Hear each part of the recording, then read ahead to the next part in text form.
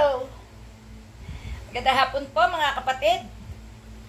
Ito po si Aling Marie na bumabati sa inyo na magandang araw. Ako po medyo nawawala ng tiwala.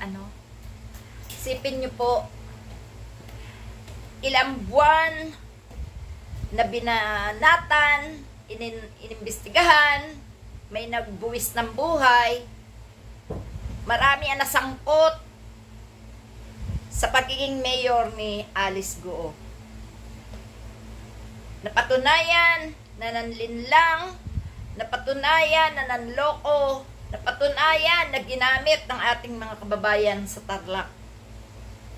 May namatay, ipinapatay, at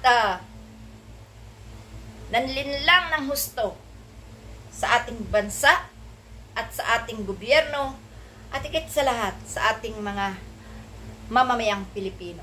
Ang isang Chinese na si Alice Guo na napatunayan na nagkasala. Pero anong ginawa? Tinakasan lang tayo.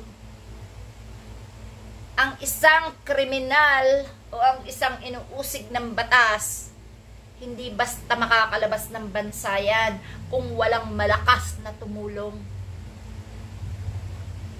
Maraming koneksyon si Guo sapagkat maraming pera ang nakulimbat sa mamamayang Pilipino. Maraming kinita sa bansa natin ang hudas na babaeng yan. Na dapat talaga nakipagtulungan ang ating mga nasa kapangyarihan. Dapat nakipagtulungan sa Senado, ang DOJ, nakipagtulungan sa ating Senado, ang DILG, ang at kapulisan, ang ating mga... Kapag ganyan naman po kasi na napakalaking tao ang inyong napapatunayan na nagkakasala, bakit hindi nyo po gamitan ng bakal na paninindigan? Bakal na hatol? Bakit hinayaan nyo pa rin mamayagpag? Bakit hinayaan nyo nakakawala? Bakit hinayaan nyo... Ano nangyari? Alam nyo, nakakawala ng nakakawala po ng gana na ganito ba talaga kamangmang ang Pilipinas?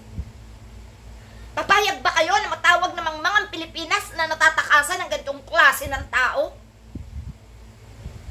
Akala ko, ang Pilipino, matalino, matapang, may panindigan.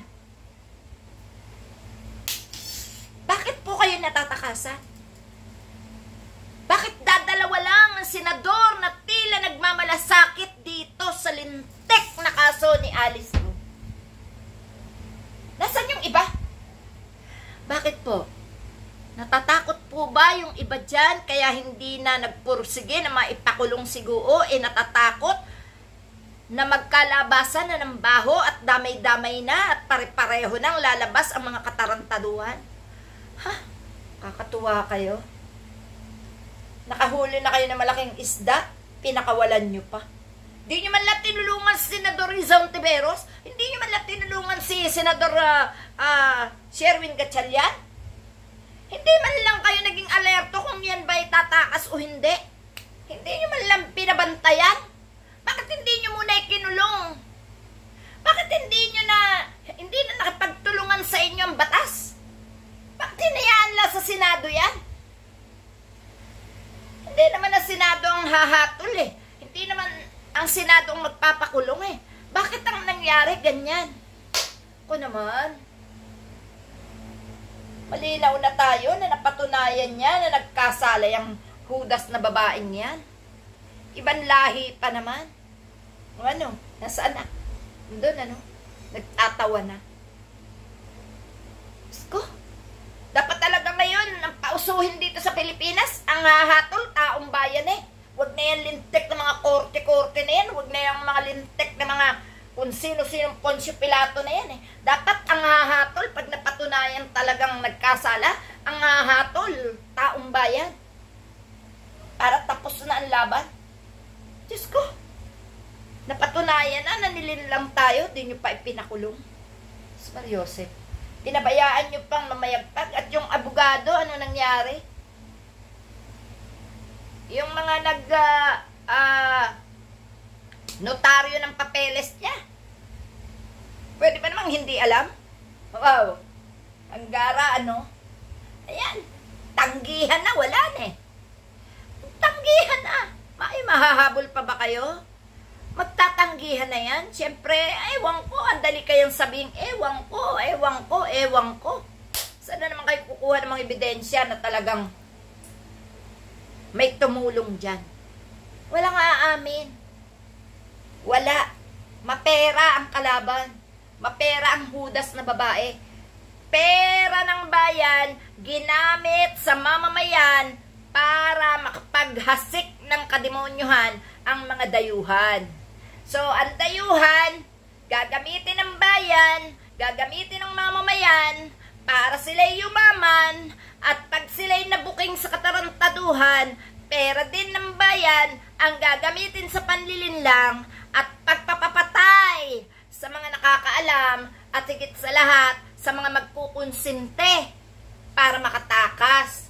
Ganun lang yun. Eh, anong tawag doon? Lahat ng ingredients ng mga Pilipino ginamit sa panggigisa sa mga Pilipino din. Ganun lang yun eh. Kaya, yung ganung klase, dapat magtatanggap kayo dito ng mga foreigner na China, higpitan nyo na, alamin nyo na kung anong pakay sa Pilipinas. Hindi yung aasahan nyo mag-i-invest dito. Ayan. Anong ginawang investment sa atin? Inubos ang pera ng bayan. Nilinlang ang mamamayan. Ginago ang gobyerno. O ano ngayon? Nga, nasaan na? May napala ba kayo? Inimbestigahan, napatunayan. Pero yung mga kasabwat, ayun, tinulungan na matakasan ang kanyang kasalanan. So, yan po mga kapatid na masasabi ko, nakakagigil. Sa totoo lang, di nyo na yan mahahabol. At yung ibang mga kasamahan niya na tumatakas dito sa bansang Pilipinas, huwag na kayong masa na makikilala nyo pa yan. Kaharap nyo na, hindi nyo pa kilala dahil nakapagparitoke na ng mukha. No?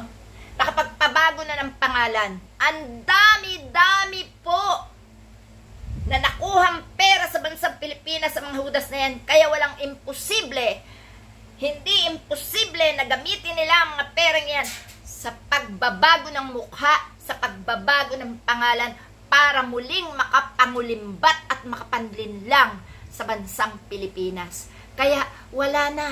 Goodbye. Kaya kung ako sa inyo, kung iimbestigahan nyo rin lang at napatunayan nyo na may kasalanan, ipakulong nyo na. Agapan nyo na. Dahil madali kayong matakasan, malinlang. Ganun lang po dapat. Magpakatalino po kayo. Huwag po kayo magtiwala.